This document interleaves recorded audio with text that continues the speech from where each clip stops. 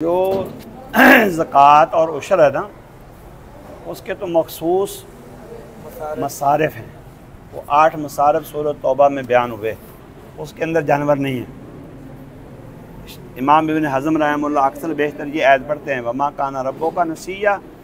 जब तेरे रब ने ये फ़ैसला किया था ना, उस वक़्त एक चीज़ बयान नहीं की थी। क्या? 8 मसारिफ हैं ज़कात के, उसमें जानवरों को बयान नहीं किया। और तेरा रब भूला भी नहीं, याद भुल गया रब नूं दोबारा दोहरा लेवे गल, ऐसी बात। हाँ जी, ज़रूरत हो भी तो उनके मुकल्लफ हम है ही नहीं। उनके खाने के, उनकी खुराक के, उनकी रिहाइश के हम इंदल्लाह मुकल्लफ 1% भी नहीं है। हाँ, अगर आप ये कहें कि वो कुत्ते को पानी पिलाने वाली औरत का वाक़या, तो वो हादसाती और इत्तेफाकी वाक़या है कि सफ़र हज़र में आप जा रहे हैं, कोई एक आधा जानवर या कीड़ा मकोड़ा या हशरात अर्द आपको नज़र आता है, वो डूब रहा है किस चीज़ में या मर रहा है, तो आप उसकी ज़िंदगी का सबब बने तो अच्छी बात है।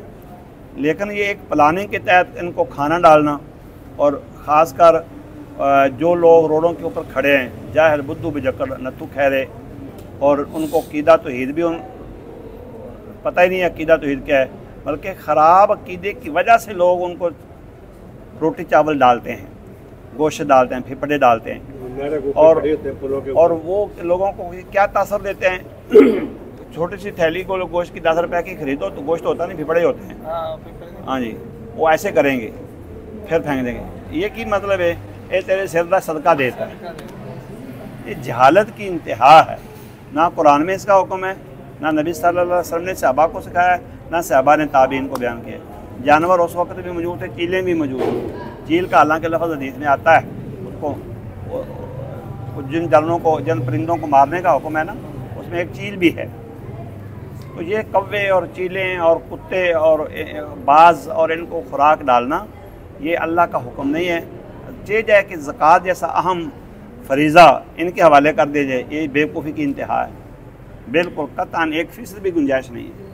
खरायत वगैरह के कोई खरायत में आता ही नहीं ना। अल्लाह ने हुक्म, जिस चीज़ को देखो ना, दीन इबादत है, वो हम अपनी मर्ज़ी से नहीं कर सकते।